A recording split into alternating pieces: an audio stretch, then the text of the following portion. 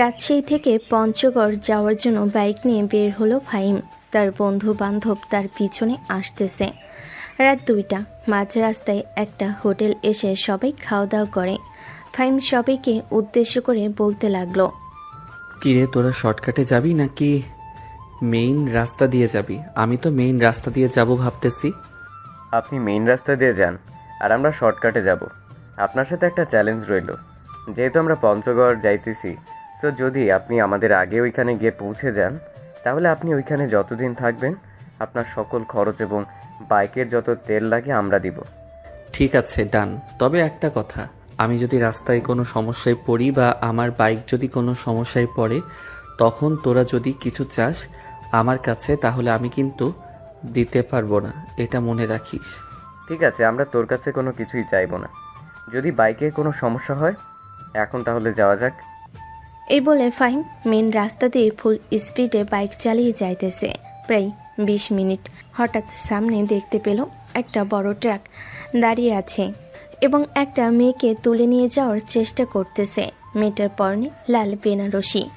মেয়েটা বারবার ছোটার জন্য চেষ্টা করতেছে, কিন্তু 4 থেকে 5 জন ধরার কারণে ছুটতে পারতেছে না।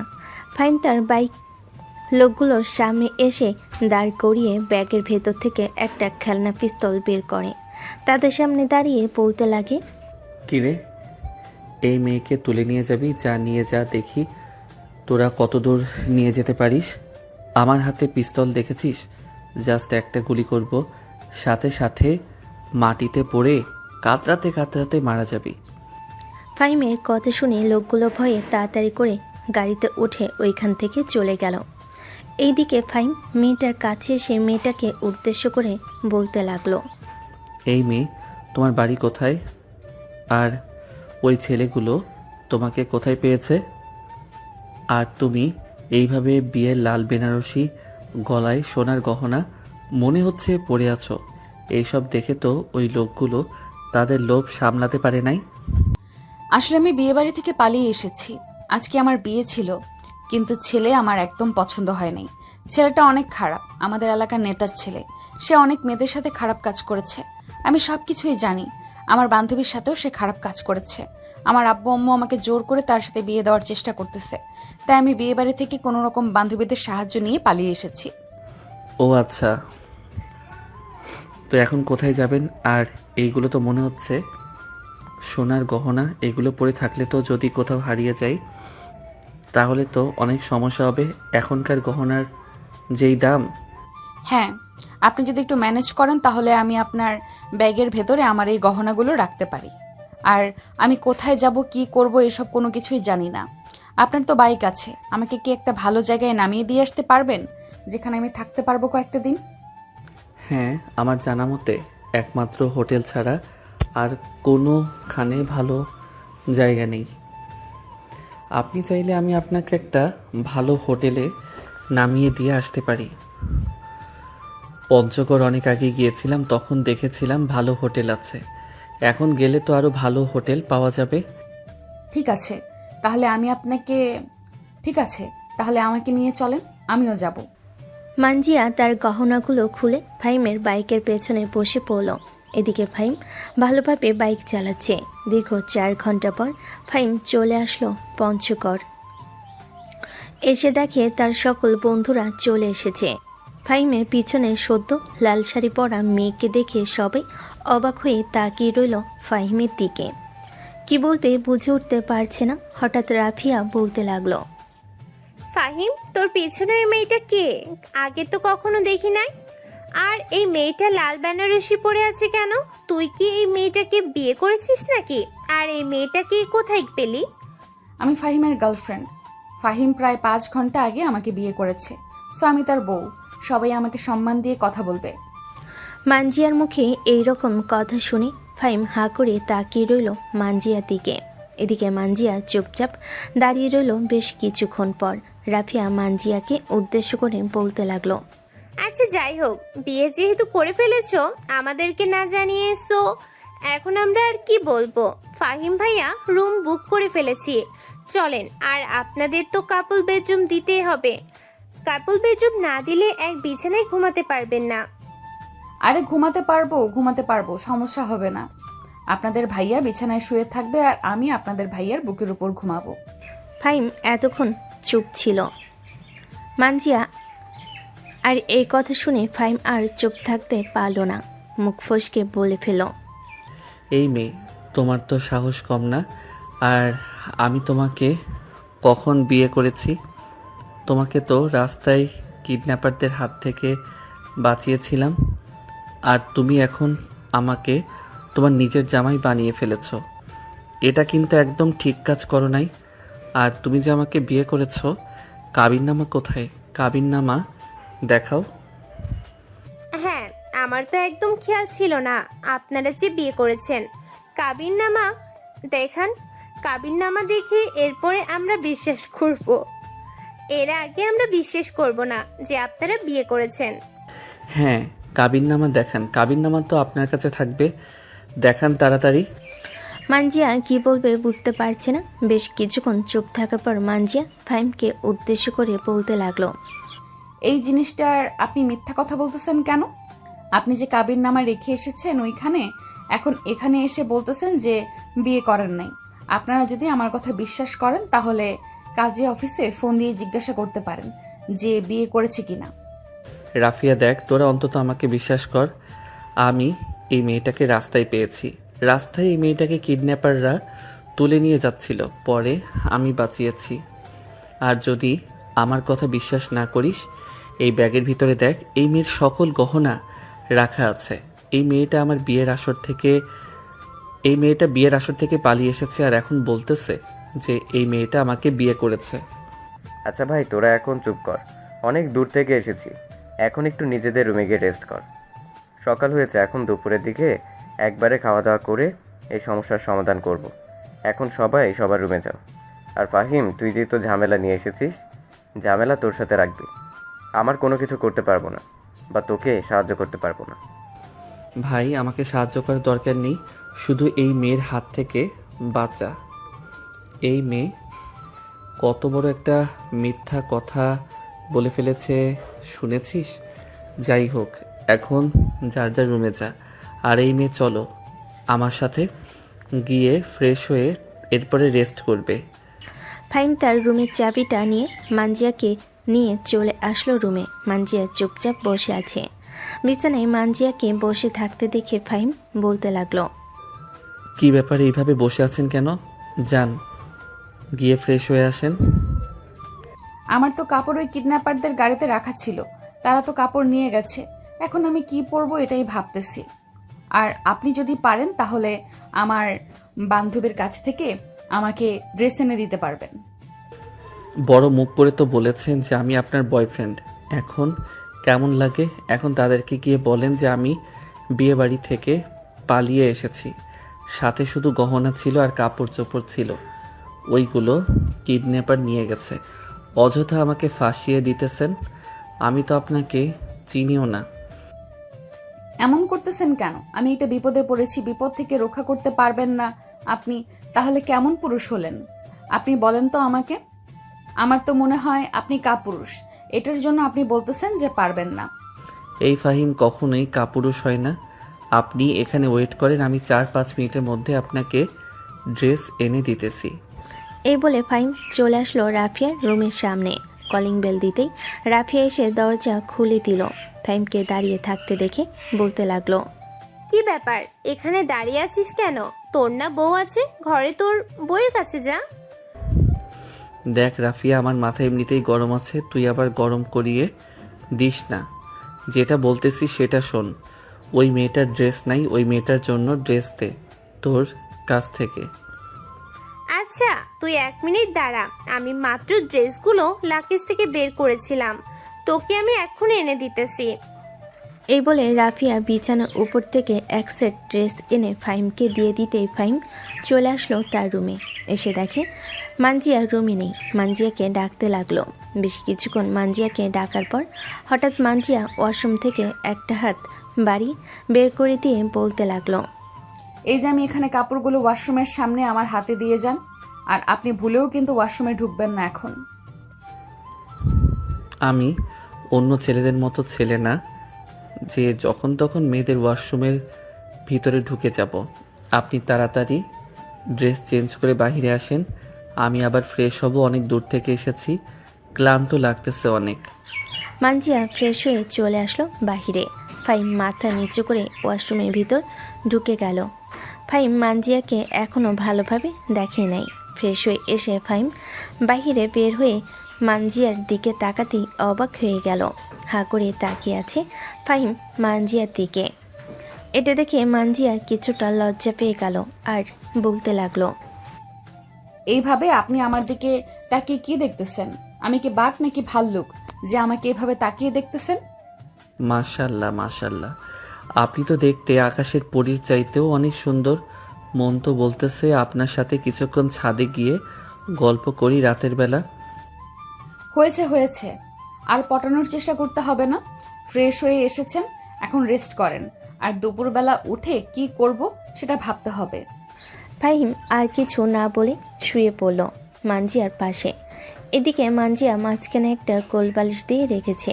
বেশ কিছুক্ষণ পর ফাহিম ঘুমের দেশে পাড়ি দিতেই মানজিয়া এক চোখ মেলে ফাহিমের দিকে ভালোভাবে তাকিয়ে বলতে লাগলো, মাশাল্লাহ মাশাল্লাহ, ছেলেটা তো দেখতে পুরোটাই কিউটের ডিব্বা।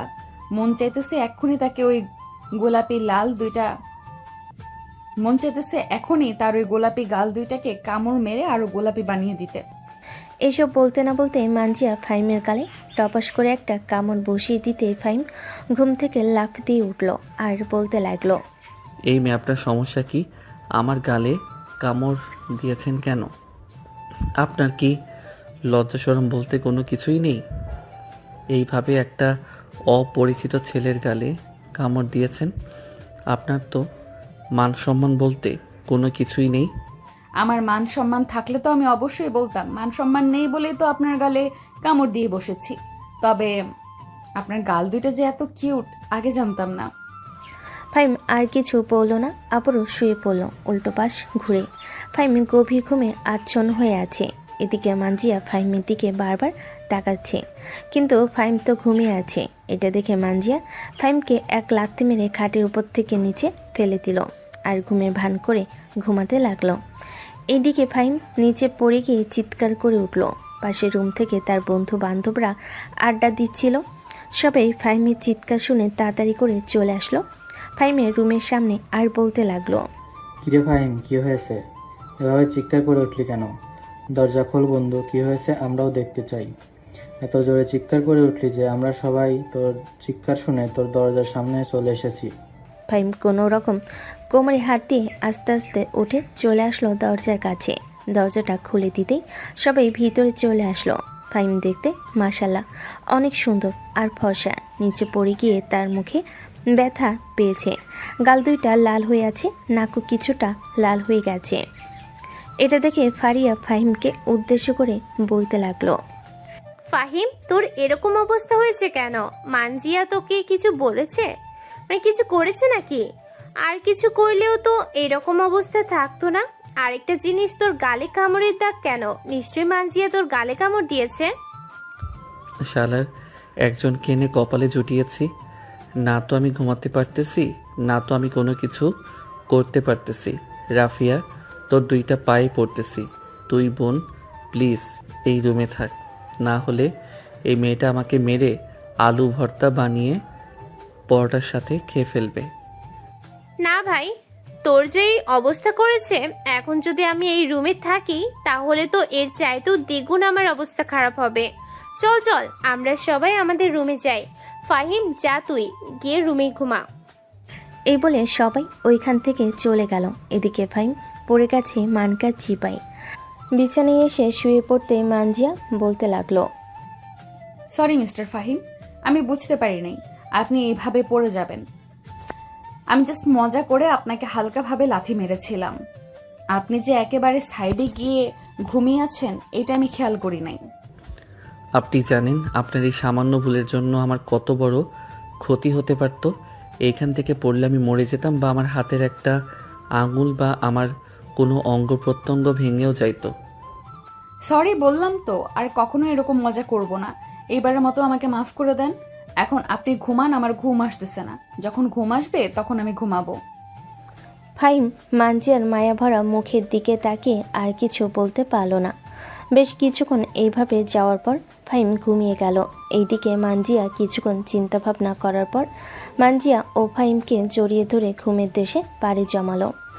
এদিকে ফাহিম মানজিয়াকে কোলবালিশ মনে করে এমনভাবে আষ্টে পৃষ্ঠে জড়িয়ে ধরেছে মনে হবে এই পড়ে যাইতেছে। এইদিকে মানজিয়া নড়চড় করতে পারতেছে না। প্রায় 1 ঘন্টা এইভাবে থাকার কারণে মানজিয়া ঘেমে পুরো একাকার হয়ে গেছে। ঘুমের ঘরে মানজিয়া বলতে লাগলো, আম্মু ফ্যানটা ছেড়ে দাও, অনেক গরম লাগতেছে। এই দেখো আমি ঘেমে পুরো একাকার হয়ে গেছি। মানজিয়া কাকে ডাকতেছে সে নিজেও জানে না। এইদিকে ফাহিম মানজিয়া আর এরকম কথা শুনে তার ঘুমটা ভেঙে গেল। ফাহিম মানজিয়ার দিকে ভালোভাবে তাকিয়ে দেখে সে নিজে মানজিয়াকে এমনভাবে জড়িয়ে ধরেছে মানজিয়া নড়াচড়া করতে পারছে না। এটা দেখে ফাহিম তাড়াতাড়ি করে মানজিয়াকে ছেড়ে দিয়ে বিছানা থেকে উঠে পড়ল। ফাহিম ফ্রেশ হয়ে চলে আসলো বেলকুনিতে। দাঁড়িয়ে দাঁড়িয়ে আশেপাশে দেওয়াল এবং দালান কোঠাগুলো দেখছে। বেশ কিছুক্ষণ এইভাবে থাকার পর ফাহিম নিজের মনকে বলতে লাগলো, আচ্ছা, এই মেয়েটা যে বিয়েবাড়ি থেকে পালিয়ে এসেছে, এখন যদি তার পরিবার এবং তার সেই হবু বর খোঁজাখুঁজি করে তাহলে কি হবে? তাকে যদি একবার পেয়ে যাই তখন তো আবারও তাকে ধরে নিয়ে গিয়ে বিয়ে দিয়ে দিবে। এখন এই মেয়েটাকে কিভাবে রক্ষা করব? ফাহিম এইসব কিছু ভাবতেছে এমন সময় পিছন থেকে কে যেন তার কাঁধে হাত রাখলো। পিছনে ফিরেই দেখতে পেল মানজিয়া ঘুম থেকে উঠে গেছে। মানজিয়াকে দেখে ফাহিম মুচকি একটা হাসি দিয়ে বলতে লাগলো, বা ঘুম থেকে এত তাড়াতাড়ি উঠে গেছেন? আপনি তো আমার আরও কত পরে ঘুমিয়েছেন, এত তাড়াতাড়ি উঠে গেলেন যে? এমনিতেই উঠে গেছি, ঘুমটা ভেঙে গেছে হঠাৎ করে, তাই। আর কি ফ্রেশ হয়ে এসে আপনার পেছনে দাঁড়ালাম। ও আচ্ছা, বসেন তাহলে চেয়ারে, দুজনে বসে গল্প করি। তারা সবাই ঘুম থেকে উঠুক, এরপরে না হয় সবার সাথে বসে গল্প করা যাবে। ঠিক আছে। ফাহিম মানজিয়ার ব্যাপারে অনেক কিছু জানতে চায়। মানজিয়া ফাহিমকে উদ্দেশ্য করে বলতেছে, ফাহিম, আমি তো বিয়ে বাড়ি থেকে পালিয়ে এসেছি। আশা করি তারা হয়তো অলরেডি আমাকে খোঁজ লাগিয়ে দিয়েছে। তারা যদি এখন আমাকে পেয়ে যায় তাহলে আবারও সেই ছেলের সাথে আমার বিয়ে ঠিক করবে, বিয়ে দেওয়ার জন্য। এখন একমাত্র আল্লাহ ছাড়া আর কেউ বাঁচতে পারবে না আমাকে ওই ছেলের হাত থেকে। মানজিয়া এসব কিছু বলতেছে এমন সময় ফাহিমের ফোনটা বেজে উঠল। তাকিয়ে দেখে তার বন্ধু ফয়সাল কল দিয়েছে। কলটা রিসিভ করতেই ওপাশ থেকে ফয়সাল বলতে লাগলো, ফাহিম, যদি ঘুম থেকে উঠে থাকিস তাহলে আমাদের রুমে চলে যাই। আমরা সবাই মাত্র ঘুম থেকে উঠে আড্ডা দিতে বসলাম। তুই মানজিয়াকে রুমে চলে আয়। ফাহিম ফোনটা কেটে দিয়ে মানজিয়াকে উদ্দেশ্য করে বলতে লাগলো, মানজিয়া, চলো আমরা পাশের রুমে যাই, সবাই আমাদের জন্য অপেক্ষা করতেছে। তারা ওইখানে বসে আড্ডা দিতেছে, আমরাও গিয়ে তাদের সাথে বসে আড্ডা দিই, তাহলে আরও অনেক বেশি মজা হবে আড্ডা দিতে। হ্যাঁ চলো তাহলে যাওয়া যাক। সবাই যেহেতু এখানে বসে বসে আড্ডা দিতেছে, আমরাও গিয়ে তাদের সাথে হাত মিলিয়ে আড্ডা দিই, তাহলে আমাদের আড্ডাটা আরো বেশি জমে যাবে। ফাহিম রেডি হয়ে বসে আছে। 2-3 মিনিট পর মানজিয়া চলে আসলো নিচে। ফাহিম মানজিয়াকে নিয়ে চলে আসলো রাফিয়ার রুমে। ওরা দুজন আসতেই রাফিয়া বলতে লাগলো, ওই তো ফাহিম আর মানজিয়া চলে এসেছে। বস বস, এখানে বস। মানজিয়া, তুমি সত্যি করে বলবে? তুমি যদি এখন সত্যি কথা বলো তাহলে আমরা তোমাকে হেল্প করব, আর যদি মিথ্যা বলো তাহলে আমরা তোমাকে হেল্প করব না। আমি জানি আপনারা আমাকে কি প্রশ্ন করবেন, আমি সব কিছু বলতেছি। আসলে আমার আব্বু আম্মু একটা গুন্ডা বখাটে ছেলের সাথে আমাকে বিয়ে দিতে চাইতেছে, কিন্তু আমি ওই ছেলেকে বিয়ে করব না। ওই ছেলেকে আমার একদম পছন্দ না। যদি পছন্দ হয় তো তাহলে আমি সবাইকে বলতাম, কিন্তু আমার অপছন্দের বিরুদ্ধে তারা আমাকে বিয়ে দিতেছে, তাই আমি বিয়ে বাড়ি থেকে পালিয়ে এসেছি।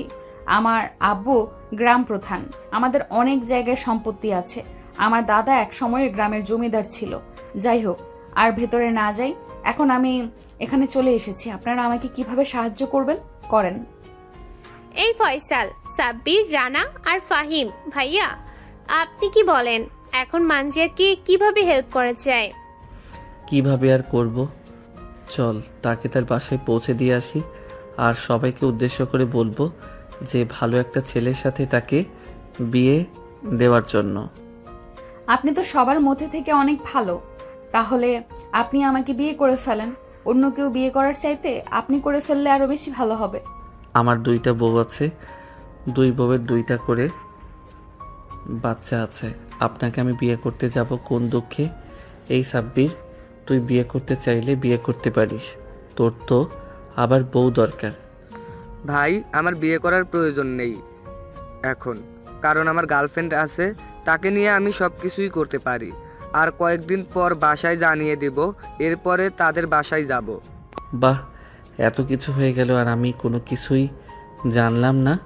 হাই পোড়া কপাল, আল্লাহ আমার কপালে এই লিখে রাখছিল। মানজিয়া, তুমি আর কয়েকটা দিন এখানে থাকো, এরপর না হয় দেখা যাক তোমার কি ব্যবস্থা করা যায়। হ্যাঁ, থাকতে পারবো, কিন্তু আপনাদের সাথে সব সময় আমাকে নিয়ে ঘুরোঘুরি করতে হবে। আমি এখন টাকা দিতে পারবো না। খাতায় বা মোবাইলে একটা হিসাব করে রাখবেন, তাহলে আমি আমার বিয়ের পরে জামাইয়ের কাছ থেকে টাকা নিয়ে আপনাকে দিয়ে দিব। ঠিক আছে, আমরা যেখানে যেখানে যাই সেখানে সেখানে আপনাকে নিয়ে যাব। আপনার যদি কোনো অসুবিধা না হয় তাহলে আপনি রাফিয়ার বা আমার বাইকের পিছনে বসে যেতে পারবেন।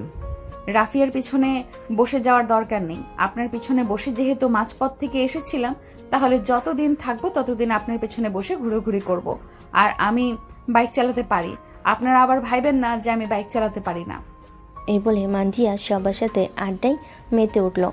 বেশ কিছুক্ষণ আড্ডা দেওয়ার পর মানজিয়া ফাহিমকে উদ্দেশ্য করে বলতে লাগলো, ফাহিম, তোমার ফোনটা কি একটু দেওয়া যাবে আমাকে? আমি একটু আমার বান্ধবীকে ফোন দিয়ে জিজ্ঞেস করতাম ওইখানের পরিস্থিতি কেমন। এই নাও আমার ফোন। ফাহিম তার ফোনটা দিয়ে দিতে মানজিয়ার বান্ধবীর নাম্বার উঠে কল দিল। বেশ কিছুক্ষণ পর তার বান্ধবী কবিতা কলটা রিসিভ করতে মানজিয়া বলতে লাগলো, কবিতা, ওই দিকের কি খবর রাজু? আর কোনো সমস্যা করে নাই তো?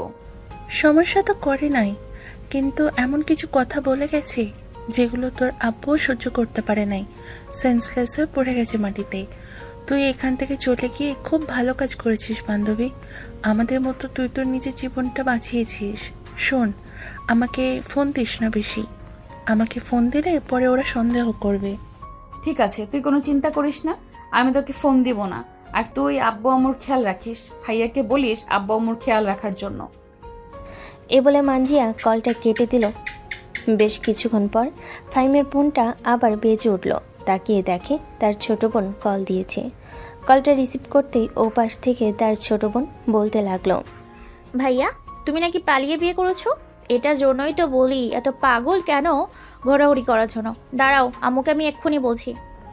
এই কাশফিয়া, তোকে আবার কে বলেছে যে আমি পালিয়ে বিয়ে করেছি?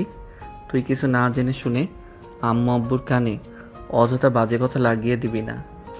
আব্বু আম্মু যদি আমাকে বকাবকি করে তখন কিন্তু আমি আর বাসায় যাব না। তুই খুব ভালো করে জানিস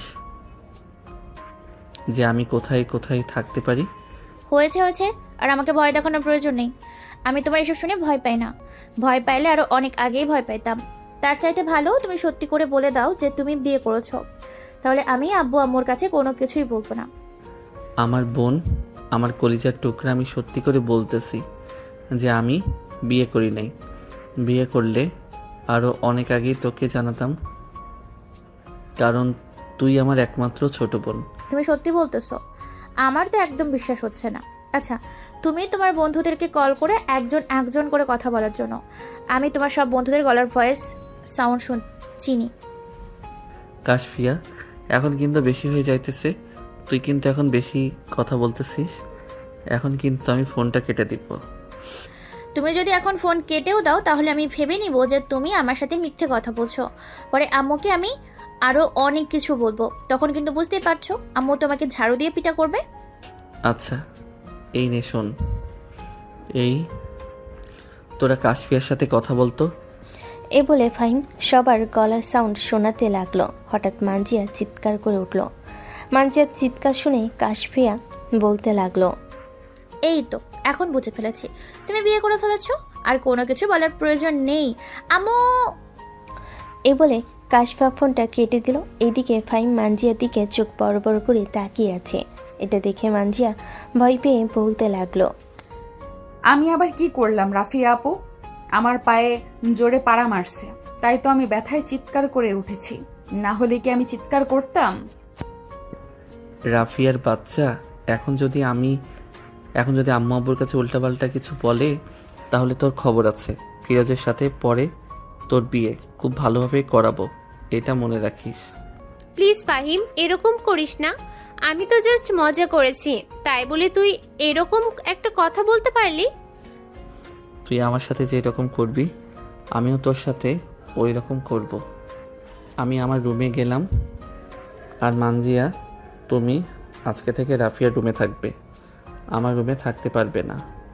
এ বলে ফাহিম চলে আসলো তার রুমে। দরজাটা লাগিয়ে দিয়ে বেলকনিতে এসে পকেট থেকে একটা সিগারেট বের করে যে মুখে দিতে যাবে, এমন সময় পাশের বেলকনি থেকে মানজিয়া বলতে লাগলো, এই যে মিস্টার, আপনি যে সিগারেট খাইতেছেন এটার ভিডিও কিন্তু আমি করেছি। রাফিয়ার কাছে তো আপনার বোনের নাম্বার আছে, তার কাছ থেকে হোয়াটসঅ্যাপ বা ইমো নাম্বার নিয়ে তার ফোনে পাঠিয়ে দিব, তখন বুঝবেন আরো কি মজা। যতই কিছু করো না কেন, আর আমি তো সিগারেট খাই নাই, মাত্র সিগারেটটা হাতে নিয়েছি। আর তোমার হাতে তো এখনো ফোন নেই যে তুমি ভিডিও করে রাখছো। অযথা মিথ্যা কথা বইলো না, মিথ্যা কথা আমার একদম পছন্দ না। এই বলে ফাহিম চলে আসলো বেলকনি থেকে ভিতরে। সিগারেট না খেয়ে বেলকনিতে ফেলে দিয়েছে নিচে। বিছানায় শুয়ে শুয়ে চোখ বন্ধ করে মনে মনে বলতেছে, আল্লাহ তাআলা কি সবসময় আমার সাথে এরকম করে নাকি? বিপদে ফেললে আবার মুক্ত করলে আমাকে দিয়েই মুক্ত করে। আল্লাহর রসিলায় যদি একটা মানুষকে আমি মুক্ত করতে পারি তাহলে তো খুব ভালো। এসব মনে মনে চিন্তা ভাবনা করতেছে ফাহিম। বেশ কিছুক্ষণ পর তার রুমে কলিং বেলের শব্দ পেল। দরজা খুলতেই দেখতে পেল সবাই দাঁড়িয়ে আছে। তাদেরকে দেখে বলতে লাগলো, তোরা এখানে এসেছিস কেন? যা তোরা তোদের রুমে যা, আমার রুমে তোদের কোনো জায়গা নেই। আমি আমার রুমে একা ঘুমাবো। এই বলে ফাহিম দরজাটা আবার লাগিয়ে দিয়ে বিছানায় এসে বসে পড়ল। প্রায় 30 মিনিট পর ফাহিম বিছানা থেকে উঠে রেডি হয়ে দরজাটা খুলতেই দেখতে পেল কেউ নেই। এটা দেখে ফাহিম বলতে লাগলো, যাক ভালোই হয়েছে, এখন আমি বাইরে গিয়ে আরামে ঘুমাতে পারবো। এ বলে ফাহিম চলে আসলো বাহিরে। নিচে গ্যারেজ থেকে বাইক বের করে স্টার্ট দিয়ে দিয়েই চলে যেতে যাবে, এমন সময় বেলকনি দিয়ে মার্জিয়া ডাক দিয়ে বলতে লাগলো, ফাহিম, আমিও যাব তোমার সাথে, আমাকে নিয়ে যাবে? সরি মানজিয়া, আমি তোমাকে নিয়ে যেতে পারবো না। এই ফাহিম চৌধুরী কখনো তার বাইকের পিছনে কোনো মেয়েকে নিয়ে ঘোরাঘুরি করে নাই, আর কখনো করবেও না। এই বলে ফাহিম তার বাইক স্টার্ট দিয়ে আবারও ঘোরাঘুরি করার জন্য বের হয়ে পড়ল। সবাই চুপচাপ বসে আছে, এমন সময় মানজিয়া বলতে লাগলো, রাফিয়া আপু, তোমার বাইকের চাবিটা দাও তো, আমি দেখতে চাই ফাহিম কত দূর এগিয়ে গেছে। সে নিজেকে অনেক বড় মনে করে, তাই না? আমিও একজন লেডি বাইকার। রাফিয়া তার বাইকের চাবিটা দিয়ে দিতে মানজিয়া রুমে এসে তার বোরকাটা পরে চলে আসলো বাহিরে। রাফিয়ার বাইকটা বের করে স্টার্ট দিয়ে যেতে লাগলো। প্রায় 20 মিনিট পর ফাহিমকে ধরে ফেলেছে মানজিয়া। এদিকে ফাহিম মানজিয়াকে দেখে পরেই অবাক হয়ে তাকিয়ে আছে। এভাবে তাকিয়ে থাকতে দেখে মানজিয়া বলতে লাগলো, কি মিস্টার ফাহিম চৌধুরী, কি ভাবছেন আমি বাইক চালাতে পারবো না? এখন দেখেছেন তো আপনি, আরো 20 মিনিট আগে বের হয়েছেন, আর 20 মিনিট পর আমি আপনাকে ধরে ফেলেছি। আপনি বুঝলেন কিভাবে আমি এই রাস্তা দিয়ে এসেছি? নিশ্চয়ই আপনি আমার সাথে কোনো গোপন ক্যামেরা বা অন্য কিছু লাগিয়ে দিয়েছেন। যদি কোনো গোপন ক্যামেরা বা অন্য কিছু লাগিয়ে দিতাম তাহলে তো আরো আগে আপনাকে ধরে ফেলতাম, কিন্তু আপনাকে আমি 20 মিনিট পরে ধরেছি। যাই হোক, আপনি আমার সাথে ওই রকম ব্যবহার করলেন কেন? এখন কিন্তু আপনাকে পস্তাতে হবে। এই ফাহিম চৌধুরী কখনো কারো থ্রেটে পস্তায় না, তাও আবার আপনার মতো একটা মেয়ে আমাকে থ্রেট দিয়েছে। এসব বলতেছে ফাহিম মানজিয়াকে আর হাসতেছে। বেশ কিছুক্ষণ পর ফাহিম একটা হোটেলে ঢুকলো। বসে বসে খাবার খাইতেছে আর ফোনে যেন কার সাথে কথা বলতেছে। এমন সময় মানজিয়া এসে ফাহিমের থেকে ফোনটা নিয়ে নিল আর মানজিয়া বলতে লাগলো। কার সাথে কথা বলতেছেন এখানে? আমাকে রেখে অন্য মেয়েদের সাথে কথা বলতেছেন? আপনার তো সাহস কম না? এই মেয়ে, আপনি আমার অপরিচিত, আপনাকে আমি চিনি না, আর আপনি এভাবে আমার সাথে কথা বলতেছেন। আপনি জানেন আমি আপনার কি করতে পারি এখন চাইলে? কি করেন শুনি? পারলে তো আমার 2 গালে 2টা চড় মারবেন। এর বেশি তো আর কিছু করতে পারবেন না, তাই না? হ্যাঁ, এর বেশি কিছু করতে পারবো না, তাই বলে এই না যে আপনি যা খুশি তাই করবেন আমার সাথে। আপনি মেয়ে মানুষ, আপনার শরীরে হাত দিতে চাই না আমি। ফাহিম আর কিছু না বলে রুটি খাওয়া শেষ করে বিল দিয়ে চলে আসলো বাইরে, আর তার বাইক স্টার্ট দিয়ে আবারও সেই হোটেলের দিকে রওনা দিল। প্রায় 30 মিনিট পর চলে আসলো সেই হোটেলে। পিছু পিছু মানজিয়াও চলে আসলো। অন্যদিকে মানজিয়ার পরিবার মানজিয়াকে খোঁজাখুঁজি করতেছে, কিন্তু মানজিয়াকে কোথাও খুঁজে পাইতেছে না। ফাহিম রাফিয়ার রুমে এসে সবাইকে উদ্দেশ্য করে বলতে লাগলো। এই তোরা যে এখানে বসে আছিস, একবারও রাহাতের খবর নিয়েছিস? রাত যে হাসপাতালে ভর্তি আছে, গতকালকে অ্যাক্সিডেন্ট করেছে, একবারও কি তার খবর নিয়েছিস তোরা? এখানে তো দিব্যি ঘোরাঘুরি করতেছিস। তাড়াতাড়ি রেডি হ, আমরা ঢাকায় ব্যাক করব। আর মিস মানজিয়া, আপনাকে এই হোটেলটা দেখিয়ে দিয়ে গেলাম।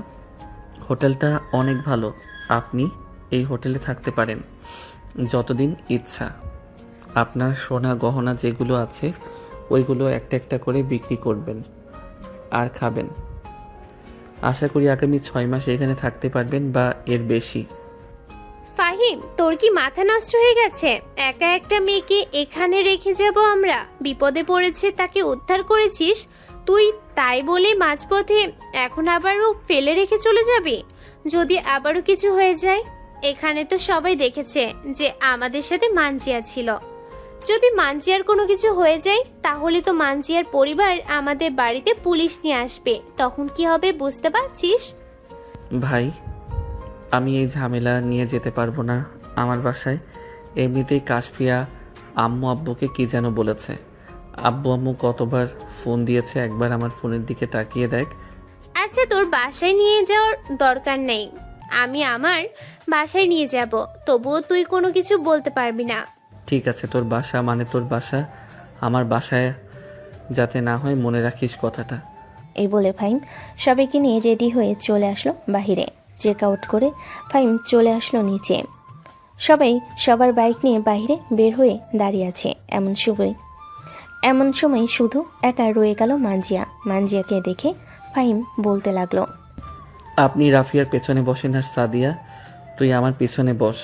ফাহিম আর কিছু বলতে পারল না। বেশ কিছুক্ষণ পর মানজিয়া ফাহিমের পিছনে বসতেই ফাহিম বাইক স্টার্ট দিয়ে বাইক চালাতে লাগলো।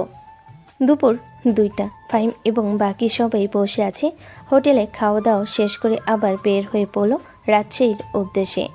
দীর্ঘ 6 ঘন্টা পর চলে আসলো রাজশাহী বড় মেডিকেলের সামনে বাইকটা স্টার্ট করে চলে আসলো মেডিকেলের ভিতরে।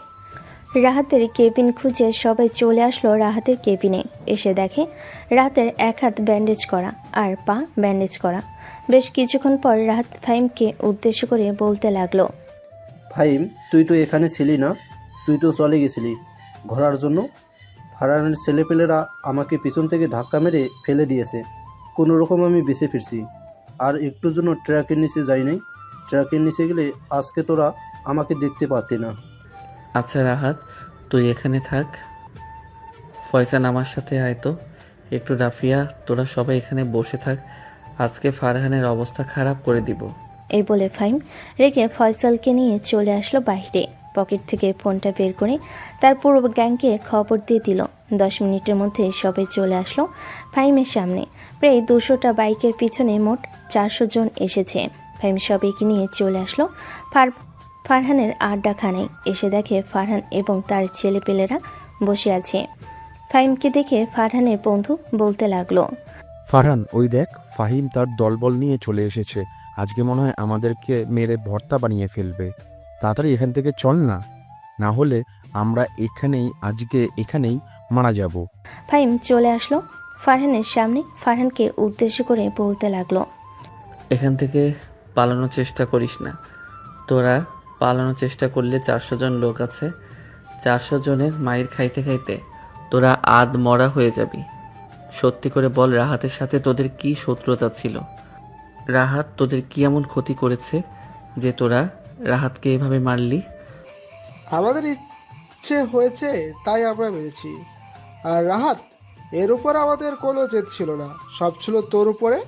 কিন্তু তোকে তো আমরা কিছু করতে পারি না, সবসময় তোর সাথে একজন না একজন থাকে, তাই রাহাতকে একা পেয়েছিলাম, রাহাতকেই মেরে দিতাম।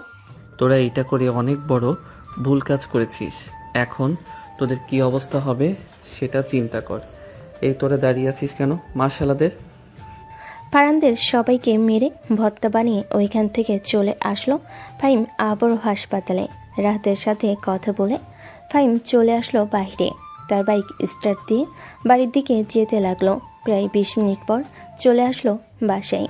কলিং বেল দিতেই ফাহিমের আম্মু এসে দরজা খুলে দিল। ফাহিমকে দেখে আশেপাশে তাকাতে লাগলো। তার আম্মু এটা দেখে ফাহিম বলতে লাগলো, কি হয়েছে আম্মু, এভাবে তুমি কি দেখতেছো? বৌমা আসে নাই?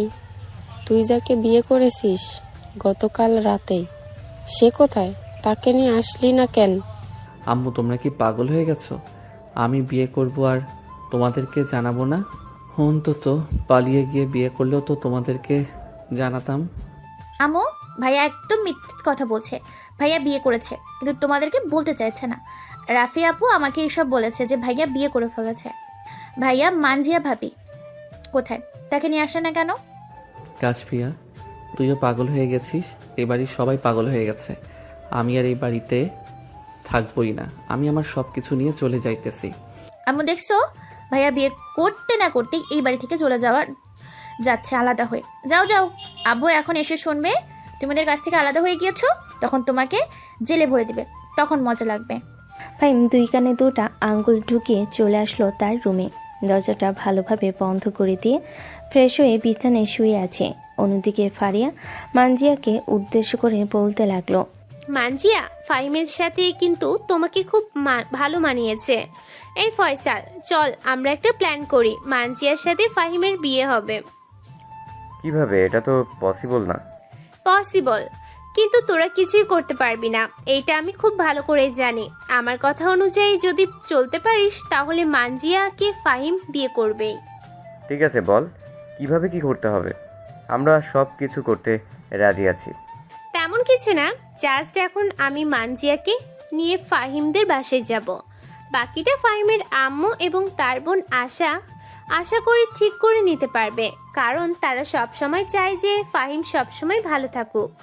এসব কথা বলতেছে ফারিয়া তার বন্ধু বান্ধবদের। মানজিয়া চুপচাপ শুনতেছে।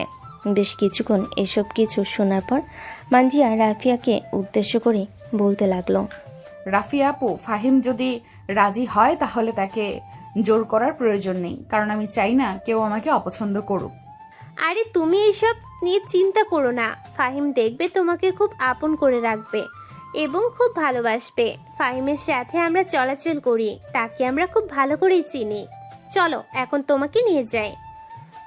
এ বলে রাফিয়া মানজিয়াকে নিয়ে চলে আসলো ফাহিমদের বাসায়। কলিং বেল দিতে কাসফিয়া এসে দরজা খুলে দিল।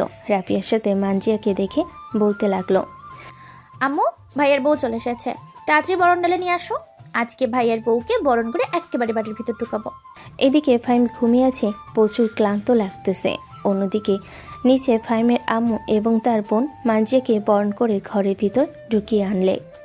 অন্যদিকে নিচে ফাহিমের আম্মু এবং তার বোন মানজিয়াকে বরণ করে ঘরের ভিতর ঢুকিয়ে আনলো। সবাই বসে আটা দিতেছে। এমন সময় রাফিয়া বলতে লাগলো, কাশফিয়া, আমি এখন চলে যাই বাসায়।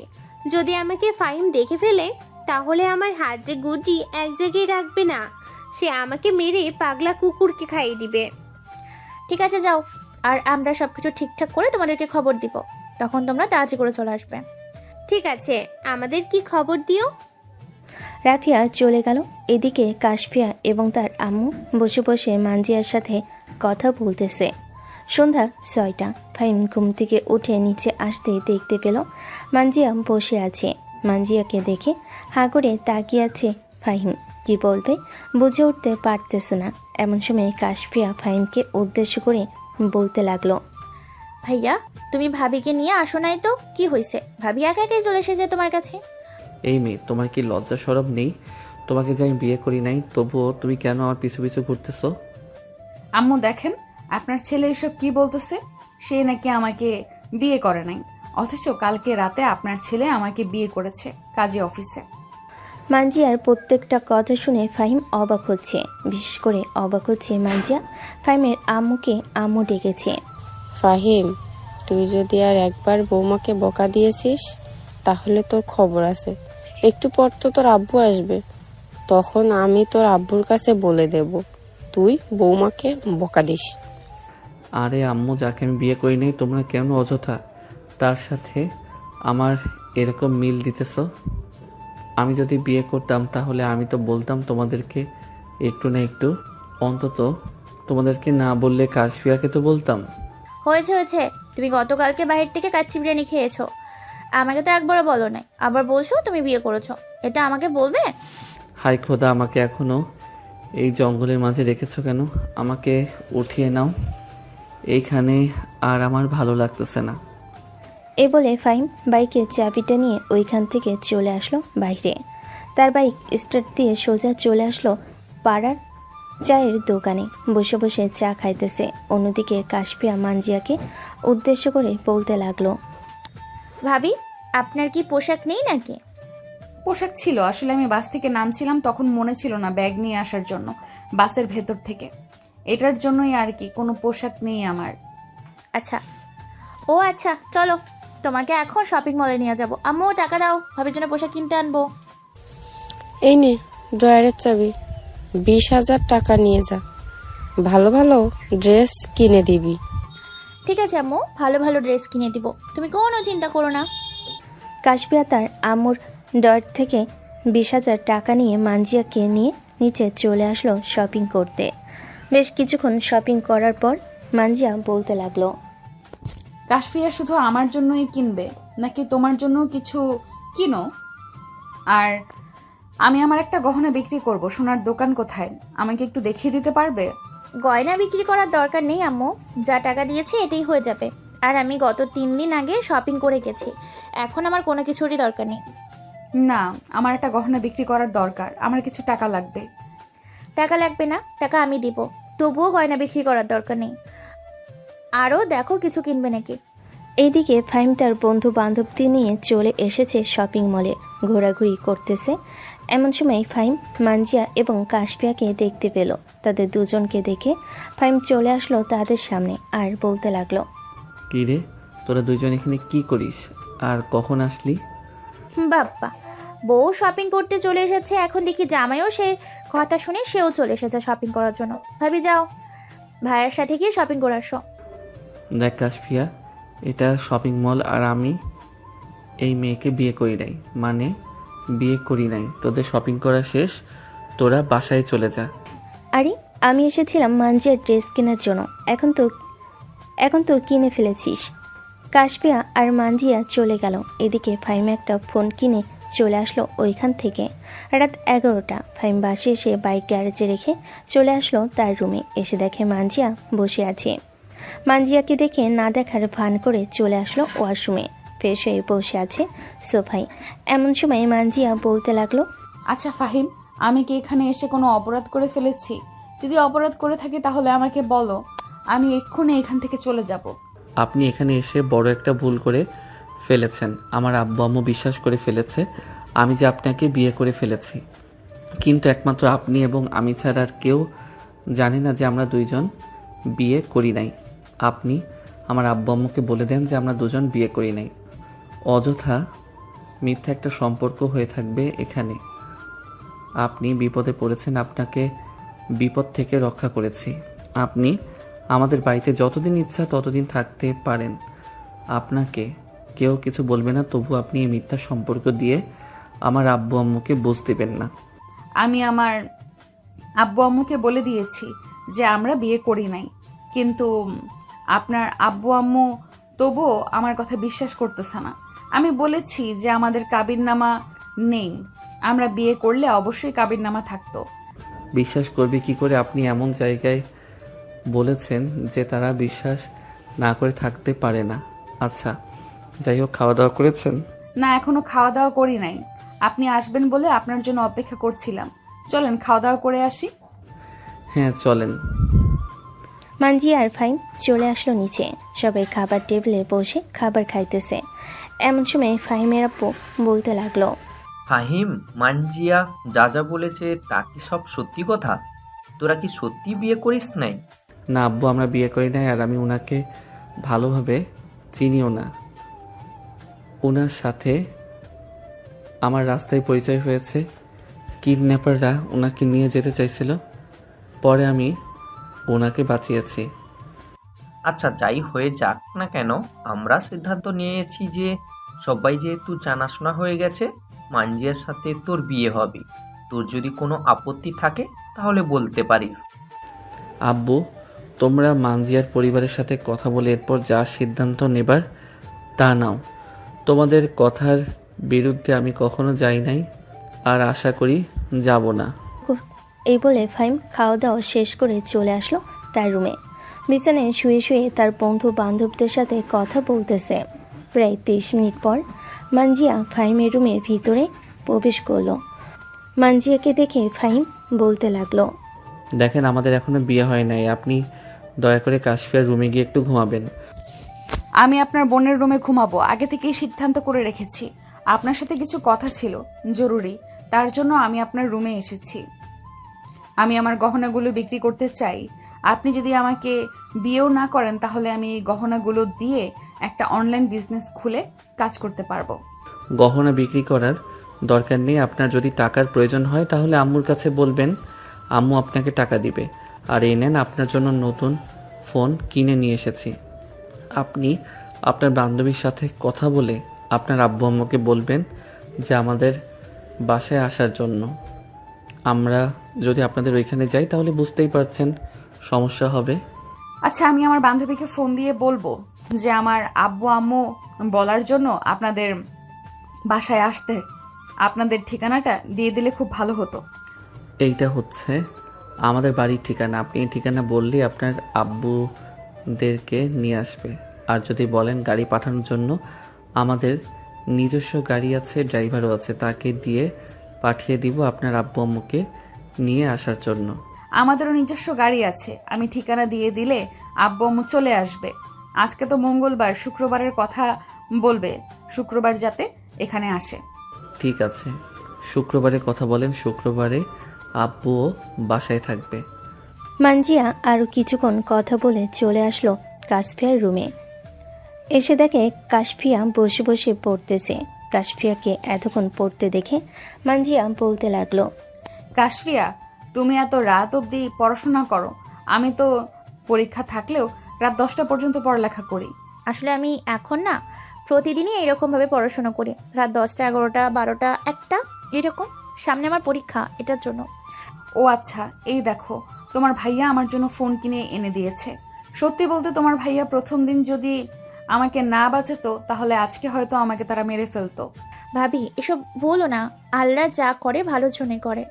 ভাইয়াকে হয়তো আপনার জন্যই তৈরি করেছে, এটার জন্য ভাইয়াকে আপনার কাছেই পাঠিয়েছে। আমার কপালে তোমার ভাইয়াকে লিখে রাখছে, এটার জন্য আল্লাহ হয়তো দিয়েছে। যাই হোক, তুমি তাহলে পড়ো, আমি ঘুমাই। এ বলে মানজিয়া বিছানায় শুয়ে পড়তে ঘুমের দেশে পাড়ি জমালো। অন্যদিকে ফাহিম সেই কখন ঘুমিয়ে কাদা হয়ে গেছে। দেখতে দেখতে রাত পার হয়ে সকাল হলো। সকাল 9টা। ফাহিম ঘুম থেকে উঠে ফ্রেশ হয়ে নিচে এসে দেখে তার আব্বু বসে আছে। তার আব্বুকে দেখে বলতে লাগলো, আব্বু, আজকে অফিসে যাও নাই নাকি?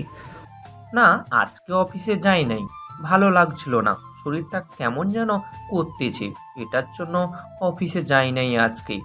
ও আচ্ছা, অফিসে কি কোনো কাজ আছে? যদি কাজ থাকে তাহলে আমাকে বলো, আমি অফিস থেকে আসতেছি। না, অফিসে এখন কোনো কাজ নেই, কাজ থাকলে আমি তোকে সকাল সকাল ঘুম থেকে উঠিয়ে অফিসে পাঠাতাম। মানজিয়া, তুমি কি তোমার আব্বু আম্মুর সাথে কথা বলেছো? তারা কবে আসবে? তোমাকে কিছু কি বলেছে? বাড়িতে তো ফোন দিয়েছিলাম, কিন্তু ফোন কেউ রিসিভ করে নাই। আমি চাইছিলাম যে আমাদের বাড়িতে যাওয়ার জন্য, কিন্তু আমি যাব না। ফাহিম, তুমি কি আমাদের বাড়িতে গিয়ে আমার আব্বু আম্মুকে নিয়ে আসতে পারবে? নিয়ে তো আসতে পারবো, কিন্তু আমি তো তোমাদের বাড়ি বা কোনো কিছুই চিনি না। তুমি চাইলে আমার সাথে যেতে পারো। আমি কোথাও গেলে আমি একা যাই না, আমার সকল বন্ধু বান্ধবরা আমার সাথে যাবে। চলো, তুমিও যাবে। যাও, রেডি হয়ে আসো। সকাল সকাল বের হয়ে পড়ি তোমার আব্বু আম্মুকে আনার জন্য। এ বলে ফাহিম সবাইকে নিয়ে বের হয়ে পড়ল মানজিয়াদের বাড়ির উদ্দেশ্যে। ফাহিম তার পুরো গ্যাং নিয়ে যাইতেছে মানজিয়াদের বাড়িতে। দীর্ঘ 7 ঘন্টা পর ফাহিম চলে আসলো মানজিয়াদের বাসায়। কলিং বেল দিতেই মানজিয়ার আম্মু এসে দরজা খুলে দিল। ফাহিম মানজিয়ার আম্মুকে সালাম দিতেই মানজিয়ার আম্মু সালামের উত্তর নিয়ে বলতে লাগলো, ওয়ালাইকুম আসসালাম। কে বাবা তুমি, আর এখানে কি চাই? আমি হচ্ছি ফাহিম, আর আপনার মেয়ে আপনার সাথে আছে। আমি আপনার মেয়েকে বিয়ে করব, এটার জন্য আপনাদেরকে নিতে এসেছি। আপনি আমার সাথে আসেন। আচ্ছা, তুমি এখানে দাঁড়াও, আমি মানজিয়ার আব্বুকে ডেকে নিয়ে আসতেছি, এরপরে তোমার সাথে কথা বলবো। তুমি ভিতরে এসে বসো, আর বাহিরে যারা আছে তাদেরকে ভিতরে নিয়ে আসো। বাহিরে অনেক লোক দাঁড়িয়ে আছে, ভিতরে জায়গা হবে না, তারা বাহিরে থাকুক। আপনি মার্জিয়ার আব্বুকে ডাক দেন। ফাহিম বাড়ির ভিতর এসে সোফায় বসে পড়ল। বেশ কিছুক্ষণ পর মানজিয়ার আব্বু আসলো। ফাহিমকে দেখে ফাহিমকে উদ্দেশ্য করে বলতে লাগলো, আমার মেয়ে কি তোমার সাথে পালিয়ে গিয়েছে? আপনার মেয়ে আমার সাথে পালিয়ে যায় নাই, তবে আপনার মেয়ে একা পালিয়ে গিয়েছে। রাস্তায় কিডন্যাপাররা তাকে ধরেছিল, পরে আমি তাদের হাত থেকে বাঁচিয়ে তাকে আমাদের বাসায় নিয়ে এসেছি। আম্মু আব্বু তাকে অনেক পছন্দ করেছে। এখন আমাকে বলেছে যে আপনাকে নিয়ে গেলে এরপরে আপনাদের সাথে কথা বলে আমাদের বিয়ে ঠিক করবে। আমি আমার মেয়েকে তোমার সাথে বিয়ে দিতে পারবো না। কেন আঙ্কেল, আমার সাথে বিয়ে দিতে পারবেন না কেন? কোনো সমস্যা আছে নাকি? না, কোনো সমস্যা নেই, তবে যার সাথে আমি বিয়ে ঠিক করেছিলাম তার কাছ থেকে আমি 20 লক্ষ টাকা নিয়েছিলাম প্রায় 10 বছর আগে। ওইগুলো সুদে আসলে এখন 50 লক্ষ টাকা হয়েছে। এই টাকা যদি আমি দিতে না পারি তাহলে মানজিয়াকে তার সাথে বিয়ে দিতে হবে। তাই আমি সিদ্ধান্ত নিয়েছি মানজিয়াকে তার সাথে বিয়ে দেব। মানজিয়ার, আমি একটা কথা বলি, কিছু মনে করেন না। এই 50 লক্ষ টাকা আমি যদি তাকে দিয়ে দিই তাহলে মানজিয়াকে আমার সাথে বিয়ে দিতে আপনার কোনো আপত্তি থাকবে না তো? ফাহিমের কথা শুনে মানজিয়ার আব্বু হা হয়ে তাকিয়ে রইল ফাহিমের দিকে। কি বলবে বুঝে উঠতে পারতেছে না। বেশ কিছুক্ষণ পর মানজিয়ার আব্বু ফাহিমকে উদ্দেশ্য করে বলতে লাগলো, তুমি এতগুলো টাকা দেবে, এর বিনিময়ে আমার মেয়েকে নিয়ে যাবে? এটা আমি হতে দেব না। আমি তোমার সাথে বিয়ে দিতে পারবো না, মানে বিয়ে দিতে পারবো না। দেখেন, আপনার মেয়েকে ওই ছেলের সাথে বিয়ে দিলে সে টাকাগুলো পাবে না, আপনার মেয়েকে কষ্ট দিবে অনেক। আর আমি তাকে টাকা দিয়ে আপনার মেয়েকে বিয়ে করে নিয়ে যাব। আপনার মেয়ে রানীর মতো থাকবে আমার বাসায়। ফাহিমের কথা শুনে মানজিয়ার আব্বু কিছুক্ষণ চুপ থেকে বলতে লাগলো, ঠিক আছে, আমি বিয়ে দিতে রাজি, তবে আমাকে খাতা কলমে লিখে দিতে হবে তুমি আমার মেয়েকে কখনো মারতে পারবে না, আর কোনো কিছু চাইতে পারবে না আমার মেয়ের কাছে। যা কিছু লাগবে আমাকে বলবে, আমি আমার বাড়ি এবং জায়গা সম্পত্তি বিক্রি করে দিয়ে এরপর আমি তোমার সব কিছু পরিশোধ করব। আমার এসব কোনো কিছুই লাগবে না, জাস্ট আপনার মেয়েকে নিয়ে যাব, আর কোনো কিছু প্রয়োজন নেই আমার। এর মধ্যে আমি আপনাকে একটা কথা বলতে চাই, এবং এই মাসের শেষে আমি মানজিয়াকে বিয়ে করব এবং বিয়ের যাবতীয় খরচ সব কিছু আমি দিব। ঠিক আছে, বিয়ের যাবতীয় খরচ না হয় তুমি দেবে, তবে আমি আমার মেয়েকে সাজিয়ে দেবো সব কিছু দিয়ে, এতে তুমি বাধা দিতে পারবে না। ঠিক আছে। ভাই মানজিয়ার আব্বু আম্মুকে নিয়ে বাইরে আসতে দেখতে পেল রাজু মানজিয়ার হাত ধরে রেখেছে এবং টানাটানি করতেছে তার সাথে নিয়ে যাওয়ার জন্য। এটা দেখে ফাহিম তাড়াতাড়ি করে রাজুর সামনে এসে রাজুর বুক বরাবর একটা লাথি মারতে রাজু দুহাত পিছনে গিয়ে পড়ল আর বলতে লাগলো, এই তুই কে রে? আমাকে লাথি মেরেছিস? তোর কত বড় সাহস! তুই জানিস আমি চাইলে এখন তোকে এইখানে কুচি কুচি করে কেটে রেখে দিতে পারি। মানজিয়ার আব্বু টাকা দিতে পারে নাই, আমি মানজিয়াকে বিয়ে করব, এখানে তুই আটকানোর কি? আমি তো টাকা দিব, তোর কত টাকা চাই বল আমাকে, আর তুই কত টাকা সুদে আসলে আমি তোকে সব কিছু পরিশোধ করে দিব, তাও আবার এখানে দাঁড়িয়ে। আমি সুদে আসলে 50 লক্ষ টাকা পাই না, আমাকে 60 লক্ষ টাকা দিলে আমি আর মানজিয়াকে কোনো কিছু করব না। ঠিক আছে, আমি তোকে ব্যাংকের চেক লিখে দিতেছি, তুই ব্যাংকে গিয়ে টাকা উঠিয়ে নিবি। এই বলে ফাইম গাড়ির ভিতর থেকে ব্যাংক চেকটা বের করে লিখে দিল 60 লক্ষ টাকা। রাজু ওইখান থেকে চলে গেল, আর কিছু বলল না মানজিয়াকে। কি করবে, কারণ ফাইমে প্রায় 400 জন লোক দাঁড়িয়ে আছে এইখানে। কিছু করলে তো তার কি অবস্থা হবে সে বুঝতে পেরে গেছে। ফাইম মানজিয়া আর আব্বু আম্মুকে গাড়িতে উঠিয়ে ড্রাইভ করতে লাগলো, আর মানজিয়া আব্বু আম্মুর সাথে কথা বলতে লাগলো। রাস্তায় জ্যামের কারণে 8 ঘন্টা পর ফাইম মানজিয়ার আব্বু আম্মুকে নিয়ে চলে আসলো বাসায়। কলিং বেল দিতেই ফাইমের আম্মু এসে দরজা খুলে দিল। হাসি মুখে মানজিয়ার আব্বু আম্মুর সাথে কথা বলে চলে গেল ভিতরে। মানজিয়া তার আব্বুকে বলে উঠল, সরি, আমি তোমাকে না বলে বিয়ে বাড়ি থেকে পালিয়ে এসেছি। একদম ভালো কাজ করছিস মা, এমন একজন পেয়েছিস এখন যে কিনা তোকে সারা জীবন আগলে রাখতে পারবে। মানজিয়া তার আব্বু আম্মুর সাথে কথা বলতে বলতে বাড়ির ভিতর নিয়ে আসলো। এদিকে ফাইম তার বন্ধুদেরকে বিদায় দিয়ে সোজা চলে আসলো তার রুমে। ফ্রেশ হয়ে বিছানায় বসে আছে। এমন সময় রুমের ভিতর প্রবেশ করলো কাশফিয়া। কাশফিয়াকে দেখে ফাইম বলতে লাগলো, কি এখানে কি করিস, আর কিছু বলবি নাকি? ভাইয়া, আমি ঘরের ভিতরে কেমন যেন পুরা পুরা গন্ধ পাচ্ছি। অনেকদিন পরেই পুরা পুরা গন্ধ পাইলাম। তবে এটা সেই পুরা পুরা গন্ধ না, এটা হচ্ছে মন পুরা পুরা গন্ধ। কারো মন হয়তো পুড়ছে, আর না পুড়ছে না, খুশিতে আত্মরা হয়ে যাচ্ছে। তুই কি এই কথাগুলো আমাকে উদ্দেশ্য করে বলতেছিস নাকি? আমার তো মনে হইতেছে তুই এই কথাগুলো আমাকে উদ্দেশ্য করে বলতেছিস। আরে না, তোমাকে উদ্দেশ্য করে কথাগুলো বলবো কেন? আমি তো কথাগুলো বলতেছি এমনি। হ্যাঁ, আমি বুঝি তোর কথার স্টাইল, তুই আমাকে উদ্দেশ্য করে কথাগুলো বলতেছিস। যাই হোক, তুই তোর রুমে যা, এখন আমাকে বিরক্ত করিস না। সারাদিন গাড়ি চালিয়ে এসেছি, অনেক ক্লান্ত লাগতেছে। আর যদি পারিস তাহলে আমার পিঠে একটু তেল মালিশ করে দিয়ে যা। এতদিন আমাকে গাধার মতো খাটিয়েছ, এখন তোমার নিজের বউ হয়েছে, তাকে গিয়ে বলো যে তোমাকে তেল মালিশ করে দিতে। আর তেল মালিশ না করে দিলে বলবে 2 সেকেন্ডে 2টা কিস করে দিতে, তাহলে দেখবে সব ব্যথা দূর হয়ে যাবে। তবে রে, দাঁড়া তুই এখানে। ফাইমের কথা শুনে কাশফিয়া হাসতে হাসতে তাড়াতাড়ি করে চলে আসলো তার রুমে। দরজাটা লাগিয়ে দিয়ে বিছানায় শুয়ে পড়ল। রাত প্রায় 11টা। ফাইম নিচে খাবার টেবিলে বসে আছে, সাথে মানজিয়ার আব্বু আম্মু। সবাই খাওয়া দাওয়া করে সোফায় বসে গল্প করতেছে। এমন সময় ফাইমের আব্বু মানজিয়ার আব্বু আম্মুকে উদ্দেশ্য করে বলতে লাগলো, মানজিয়ার আব্বু, আপনার মেয়েকে আমার ছেলের সাথে বিয়ে দিতে কোনো সমস্যা নেই তো? সমস্যা থাকলে বলতে পারেন। না, কোনো সমস্যা নেই, আমি আমার মেয়েকে আপনার ছেলের সাথে বিয়ে দেব। আপনার ছেলে একজন দায়িত্বশীল মানুষ, ঠিক আপনার মতো। এইখানে এসেছি 4 থেকে 5 ঘন্টা হয়েছে।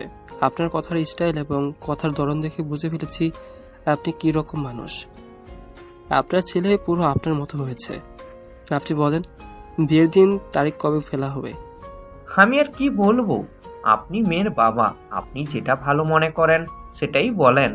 তবে আমি তো চাই এই মাসের শেষের দিকে বিয়ে দেওয়ার জন্য। এখন আপনি যেটা ভালো মনে করেন সেটাই বলেন। যেহেতু আপনি বলেছেন বিয়ে এই মাসের শেষের দিকে দেওয়ার জন্য, তাহলে আমিও এটাই মনে করি। শেষের দিকে দিলে খুব ভালো হবে। বিয়েটা আমি এখানে দিতে চাই, গ্রামে বিয়ে দিতে চাই না। ওইখান থেকে আসা যাওয়া প্রায় অনেকটা পথ। জ্যামে পড়ে গেলে কখন জ্যাম ছাড়বে তার কোনো ঠিক নেই। আপনি এখানে দেখেন কোনো ভালো রিসোর্ট পাওয়া যায় কিনা, ওইখানে বিয়ে হবে। সব খরচ আমি দেব না হয়? আপনাকে সব খরচ দিতে হবে না, আমাদের আর একটা বাড়ি আছে, ওইখানে ফাহিম আর মানজিয়ার বিয়ে হবে। আমি ওই বাড়িটা কাশফিয়ার জামাইয়ের জন্য রেখেছি, কালকে সকালে আপনাদেরকে দেখিয়ে আনবো। এখন তাহলে ঘুমাতে যান। কাশফিয়া, ওনাদেরকে নিয়ে তোর পাশের রুমটা দেখিয়ে দিয়ে আয়। কাশফিয়া মানজিয়ার আব্বু আম্মুকে নিয়ে চলে আসলো তার পাশের রুমে। এদিকে ফাইমার নিচে বসে না থেকে চলে আসলো তার রুমে। বেলকনিতে বসে বসে আকাশে তারা গুনছে। এমন সময় রুমের ভিতর কারো আসার টের পেল ফাইম। পিছনে ফিরতে দেখতে পেল মানজিয়া দাঁড়িয়ে আছে, তাও আবার নাইট ড্রেস পরে। মানজিয়াকে পুরো হট লাগতেছে। ফাইম এক নজরে তাকিয়ে আছে মানজিয়ার দিকে। এমন সময় মানজিয়া ফাইমের সামনে এসে ফাইমের চুলে হাত দিয়ে হাত বুলাতে বুলাতে বলতে লাগলো, এখন এইভাবে দেখার কোনো কিছু নেই। বাসর রাতে সব কিছু খুলে এরপরে না হয় দেখবেন। এখন চলেন, অনেক দূর থেকে এসেছেন, ক্লান্ত লাগতেছে। আপনার এখন ঘুমাবেন আমাকে আপনার বুকে জড়িয়ে নিয়ে। ফাহিম মানজিয়াকে কোলে তুলে নিয়ে খাটে চলে আসলো। মানজিয়াকে জড়িয়ে ধরে ঘুমের দেশে পাড়ি জমালো। পরের দিন সকাল 7টা, কাশবিয়ার ডাকে ঘুম ভাঙল মানজিয়ার। তাদের উঠে নাইট ড্রেস পাল্টে অন্য পোশাক পরে দরজা খুলতেই কাশবিয়া বলতে লাগলো, বাহ, বিয়ের আগেই রোম্যান্স শুরু করে দিয়েছো। এটা কিন্তু একদম ঠিক না। নিচে আসেন, সবাই অপেক্ষা করতেছে আপনাদের জন্য। মোটেও না, আমরা রোম্যান্স করি নাই, শুধু তোমার ভাই আমাকে জড়িয়ে ধরে ঘুমিয়েছিল, এর বেশি কোনো কিছু করে নাই। তুমি নিচে যাও, আমি তোমার ভাইয়াকে ঘুম থেকে উঠিয়ে এরপরে নিচে আসতেছি। হ্যাঁ, বুঝি কি করেছেন আর কি করেন নাই। এই বলে কাশবিয়া চলে গেল নিচে। এদিকে মানজিয়া ফাহিমকে ঘুম থেকে উঠিয়ে ফ্রেশ হয়ে চলে আসলো নিচে। সবার জন্য চা নাস্তা বানিয়ে সবাইকে বিদায় দিয়ে দিল। এইদিকে ফাহিম নিচে এসে দেখে মানজিয়া সবার সাথে বসে গল্প করতেছে। ফাহিম বাইকের চাবি নিয়ে বাইরে বের হতে যাবে, এমন সময় তার আব্বু বলতে লাগলো, কিরে ফাহিম, তুই এই সকালবেলায় কোথায় যাইতেছিস? এখানে এসে বস, কোথাও যাওয়ার প্রয়োজন নেই। আব্বু, আমি একটু বাহির থেকে আসতেছি, 15-20 মিনিট সময় লাগবে। বাইরে সবাই আমার জন্য অপেক্ষা করতেছে চায়ের দোকানে। এখন যদি আমি না যাই তাহলে ওরা রাগ করবে। তোমরা এখানে থাকো, আমি আসতেছি। এ বলে ফাহিম চলে আসলো বাইরে। সবার সাথে চা নাস্তা করে বাসে এসে সবার সাথে বসে আড্ডা দিতে লাগলো। দেখতে দেখতে দুপুর হয়ে এসেছে। দুপুরে খাওয়া দাওয়া করে ফাহিম তার রুমে বসে কাজ করতেছে। এমন সময় তার ফোনটা বেজে উঠল। তাকিয়ে দেখে ব্যাংক থেকে কল দিয়েছে। কলটা রিসিভ করতে ব্যাংকের ম্যানেজার বলতে লাগলো, আসসালামু আলাইকুম স্যার, রাজু নামের একটা ছেলে এসেছে 60 লক্ষ টাকা তুলতে। আপনি নাকি এই ব্যাংক চেকটা তাকে দিয়েছেন? হ্যাঁ, আমি ওনাকে ব্যাংক চেক দিয়েছি, আপনি ওনাকে 60 লক্ষ টাকা দিয়ে দেন। ঠিক আছে স্যার। এই বলতেই ম্যানেজার কলটা কেটে দিল। এদিকে ফাহিম আবারও কাজে মনোযোগ দিল। বেশ কিছুক্ষণ পর মানজিয়া রুমে এসে ফাহিমকে উদ্দেশ্য করে বলতে লাগলো, সারাদিন বসে কাজ করলে চলবে? আমাকে যদি একটু ঘুরতে না নিয়ে যাও? এখনও তো বিকেল হয় নাই, বিকেল হোক, এরপর তোমাকে ঘুরতে নিয়ে যাব। আর তোমাকে একা নিয়ে গেলে তো হবে না, সাথে কাশফিয়াও যাবে। তাকে না নিয়ে গেলে তো হবে না, সাথে কাশফিয়াও যাবে। তাকে না নিয়ে গেলে তো সে মন খারাপ করবে। তুমি কাশফিয়াকে বলে আসো যে বিকেলবেলা ঘুরতে যাবে। আমি কাশফিয়াকে বলেছিলাম, কাশফিয়া বলেছে তার নাকি বিকেলে কোথায় একটা কাজ আছে, সেখানে যাবে। ঘুরতে যেতে পারবে না, আমাদের দুজনকে বলেছে যাওয়ার জন্য। ও আচ্ছা, তাহলে আর কি করার, চলো আমরা দুজন যাই। তুমি রেডি হয়ে থাকো। মানজিয়া নিচে এসে 2 কাপ কফি বানিয়ে উপরে নিয়ে আসলো। দুজন বসে খাবার খাইতেছে। এদিকে মানজিয়া ফাহিমের হাতে হাত রেখে কফি খাইতেছে। বেশ কিছুক্ষণ কফি খাওয়ার পর দুজন রেডি হয়ে চলে আসলো বিকেলবেলা বাইরে। সন্ধ্যা অবধি ঘোরাঘুরি করে বাসায় চলে আসলো। দেখতে দেখতে এইভাবে কেটে গেল প্রায় 15টা দিন। এই 15 দিনের ভিতরে ফাহিমদের 2টা বাড়ি অনেক সুন্দরভাবে সাজিয়েছে। কেউ দেখলে বলবে পুরো রাজপ্রাসাদের মতো সাজিয়েছে, কোনো কমতি রাখে নাই। রাতে খাওয়া দাওয়া শেষ করে সবাই বসে আছে কালকে গায়ে হলুদ। সবাই প্ল্যান করতেছে কোথায় কি করবে না করবে। সব কিছু প্ল্যান করা শেষ করে সবাই ঘুমাতে চলে গেল। দেখতে দেখতে রাত পার হয়ে সকাল হলো। সকাল থেকে সবাই কাজে লেগে পড়ল। বিকাল 5টায় গায়ে হলুদ শেষ করে সবাই সবার মতো বসে আছে। অন্যদিকে ফাহিম আর মানজিয়া গোসল করে দুজন একে অপরকে জড়িয়ে ধরে বলতেছে, ফাহিম, আমি তোমাকে এই কয়েকদিনের ভেতরে অনেক ভালোবেসে ফেলেছি। তুমি আমাকে কখনো ছেড়ে যাবে না তো? না মানজিয়া, আমি কখনো তোমাকে ছেড়ে যাব না। তুমি আমাকে অনেক অনেক ভালোবাসবে, আমিও তোমাকে অনেক অনেক ভালোবাসবো। ঠিক আছে, চলো এখন নিচে যাই, রাত হয়ে গেছে, খাওয়া দাওয়া করে আড্ডা দিই সবার সাথে। এই বলে ফাহিম আর মানজিয়া চলে আসলো নিচে। খাওয়া দাওয়া শেষ করে সবার সাথে আড্ডা দিতে লাগলো। আড্ডা দিতে দিতে কখন যে সকাল হয়ে গেছে খেয়াল নেই তাদের। 2 বাড়িতেই বিয়ের আয়োজন চলতেছে। প্রায় 1500 বরযাত্রী খাওয়া, সবাই আয়োজনে ব্যস্ত। দেখতে দেখতে দুপুর হয়ে গেছে। বিকাল 3টার মধ্যে সবাইকে খাওয়া দাওয়া শেষ করিয়ে ফাহিম আর মানজিয়া বসে আছে একসাথে।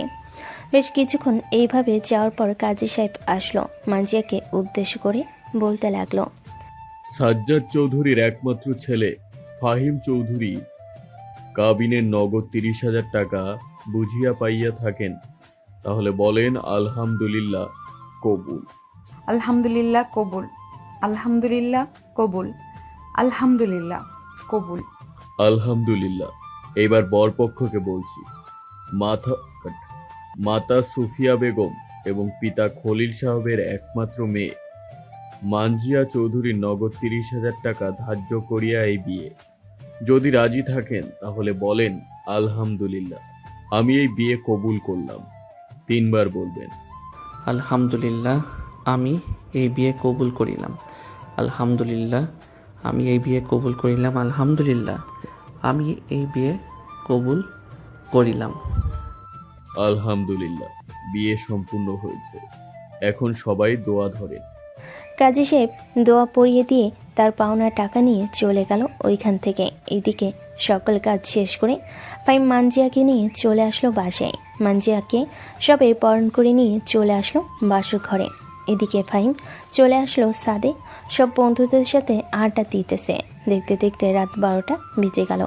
এমন সময় কাশফিয়া ছাদে এসে ফাহিমকে উদ্দেশ্য করে বলতে লাগলো, ভাইয়া ভাবি একা রুমে বসে আছে, তাড়াতাড়ি রুমে যাও। হ্যাঁ, যাইতেছি। এই তোর আমার জন্য দোয়া করিস যাতে আজকে রাতে বিড়ালটা মারতে পারি। এ বলে ফাহিম ছাদ থেকে চলে আসলো তার রুমে। দরজাটা লাগিয়ে দিয়ে খাটের কাছে আসতেই মানজিয়া খাট থেকে নেমে ফাহিমের পা ধরে সালাম করলো। ফাহিম সালামের উত্তর দিয়ে মানজিয়াকে কিছুক্ষণ জড়িয়ে ধরে রেখে ছেড়ে দিয়ে দুজনে চলে আসলো 2 রাকাত নফল নামাজ আদায় করার জন্য। নফল নামাজ আদায় করে চলে আসলো খাটে। বেশ কিছুক্ষণ গল্প করার পর ফাহিম হঠাৎ মানজিয়াকে জড়িয়ে ধরে তার ঠোঁটের সাথে ঠোঁট একত্রিত করে দিল। পরবর্তীতে কি হয়েছে তা আপনারা বেশ ভালো করেই জানেন, কারণ আপনারা তো অনেক বড় লিজেন্ড। আপনারা জানবেন না তো কে জানবে? আজকের গল্পটা কেমন হয়েছে সবাই জানাবেন। গল্পটা এখানেই সমাপ্ত করলাম।